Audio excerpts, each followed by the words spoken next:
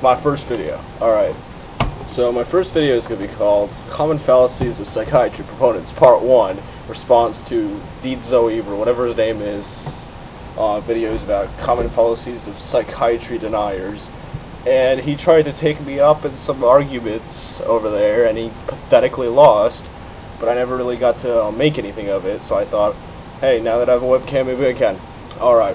Fallacy number 1.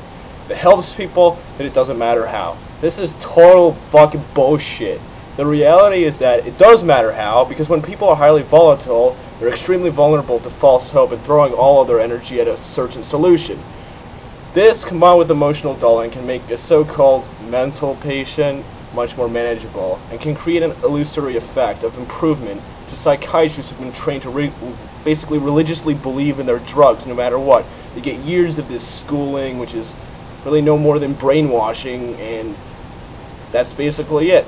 Also, an exasperated family who's clearly just fed up with the mental patient or whatever problems he has may feel better with the guy, or the man or woman sedated and just on drugs and stuff, and the family's better attitude is going to change the way the patient reacts to their surroundings because they're going to feel hopeless. This is often a function of a vicious cycle, and family members can tend to make things worse, but this isn't what's often seen by the psychiatrist. It's certainly illogical, but unfortunately humans tend to be illogical. And the exact same thing applies to professionals, especially in a very vague area where there's no hard science. Many have an attitude that medication is absolutely needed and definitely works, and it probably rubs off on emotionally desperate people. I mean, why wouldn't it? If you're basically hopeless, you're gonna want something to work, and even if you don't directly want something to work, there are subconscious forces. If your attitude towards life, you get a little more hopeful. There's one ray of sunshine in the bitter darkness can make all the difference. And maybe many psychiatrists aren't really ready to relate to someone on a one-on-one basis, and have to have the emotions of their patients dulled to feel comfortable because they can't deal with discussing things as equals, or they can't bear the full brunt of the mental patient's emotions as real reactions to wrongdoing instead of some kind of chemical imbalance.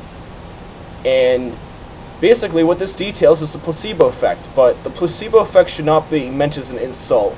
Rather, it just shows the power of our minds and how seemingly subtle factors can make all the difference.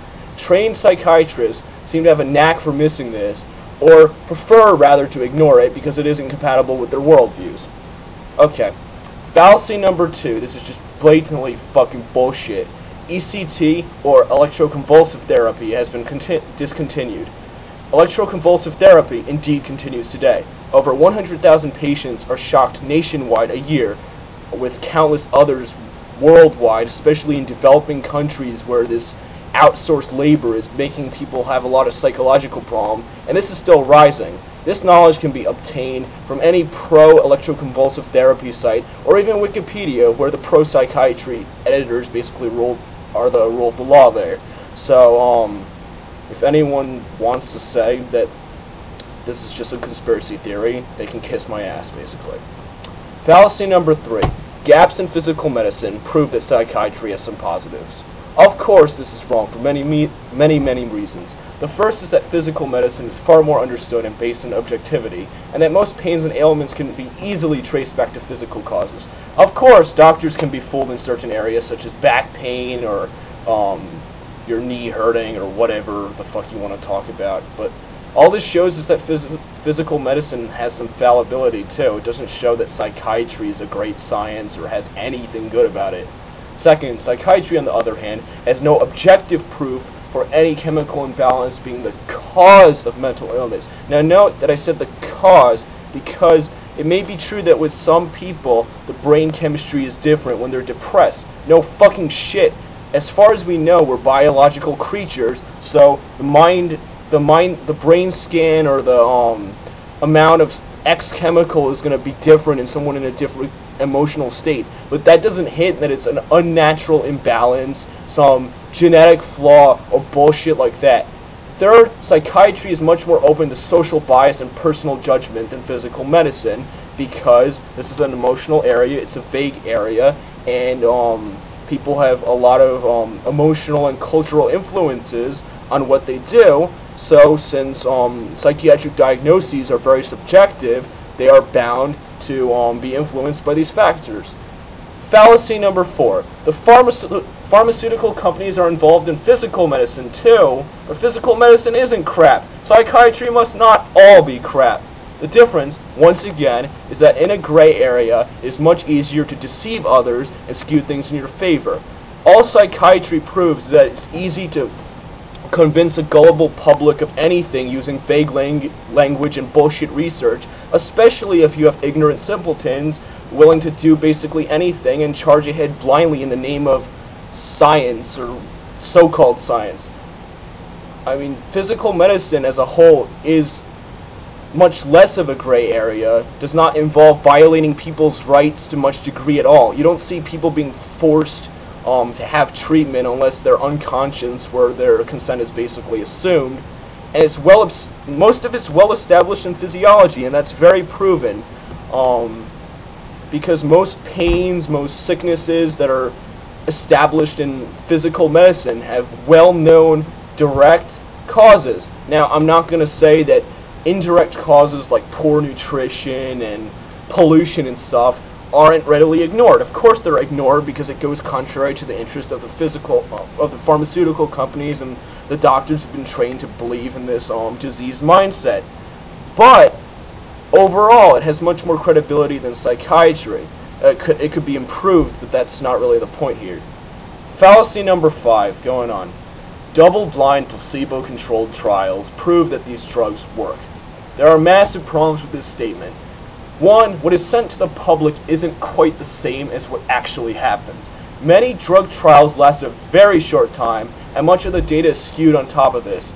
2, some researchers have even stated that the data itself, after drug company bias, that's right, the data itself shows 75% of the effect is due to placebo, without taking into account the poor design, the bias, or anything of that. 3, the budget of one big pharma company can easily exceed 10 times the budget of the FDA. 4, in 70% of approved drugs, at least one FDA panel member has ties to drug companies. This is well documented even on Wikipedia, which is a bullshit site, but considering the pro-psychiatry editors, it's a surprise it even got in. For popular drugs, this is likely more frequent and probably with more members, not just one.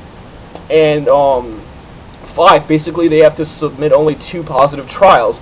And that means even if there are 48 negative trials, they just have to submit 2 positive trials. This is on par with the standard that meat can be sold if the cow can walk to slaughter. What a bunch of shit. Proponents often shrug this off and say it just lends the FDA panelists' expertise into the drug because they're affiliated with the drug company and know what they're doing, as if there's no conflict of interest. I mean, who the fuck are you kidding? You have to be fucking stupid not to actually believe that. People have been completely ignorant to this kind of bullshit. Fallacy number 5.